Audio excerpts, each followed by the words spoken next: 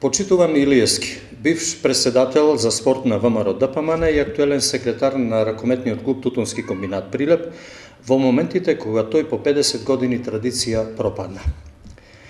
Подобро ќе беше да ги наброиш условите за спорт што во Прилеп ги создаваа Пиргановски и Црвенковски и да покажеш барем еден објект од нивно време. Бивш сопартиецу Илиевски, спортската убавица Сала Македонија нема технички прием, бидејќи била премногу квалитетно изградена од господинот на сликава, во чии што прегратки се најдува бизнисменот и инвеститор Хари Локвенец. Дали во моментот на прегратката Локвенец го запрашал зошто салата прокиснува и нема квалитетни санитарни јазли?